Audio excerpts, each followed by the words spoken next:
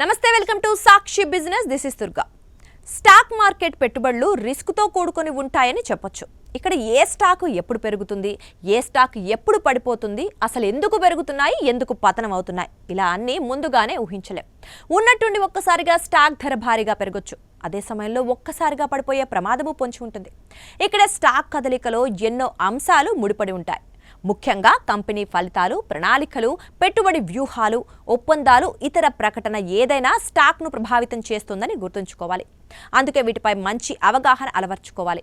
జాగ్రత్తగా అన్ని గమనిస్తూ సరైన సమయంలో ఆర్థిక నిపుణుల సలహా తీసుకొని ఇన్వెస్ట్ చేయడం వల్ల దీర్ఘకాలంలో మంచి లాభాలు అందుకునేందుకు అవకాశం ఉంటుంది. దేశీయ స్టాక్ మార్కెట్లు చాలా రోజుల తర్వాత శుక్రవారం లాభాలు ట్రేడ్ అయ్యాయి.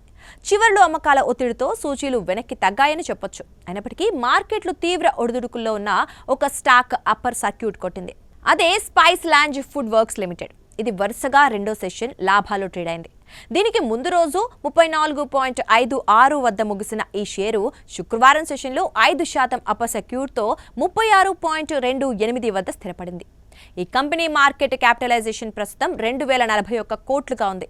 స్టాక్ 52 వారాల గరిష్ట ధర 72.20 వద్ద ఉండగా కనిష్ట ధర 31.28గా ఉంది. ఇక ఇప్పుడు లాభాలు నమోదు చేస్తున్న నెల వ్యవధిలో మాత్రం 30% తగ్గింది. 6 నెలల్లో స్వల్ప లాభాల్లో కొనసాగింది. ఏడాది వ్యవధిలో 160% పైగా రిటర్న్స్ అందించింది. ఇదే 5 ఏళ్లలో చూస్తే ఏకంగా 3000% రిటర్న్స్ అందించింది. ఇక్కడ లక్ష పెట్టుబడి 31 లక్షలు చేసిందని చెప్పొచ్చు. ఇటీవల 2025 డిసెంబర్లో ఈ కంపెనీ నుంచి కీలక ప్రకటన వచ్చింది. సింగపూర్ బేస్డ్ ఫ్రిషా ఇన్ఫోటెక్ సంస్థను $1,50,000 సొంతం చేసుకుంది. ఈ క్రమంలోనే ఇటీవలి కాలంలో షేరు దూసుకెళ్తోంది.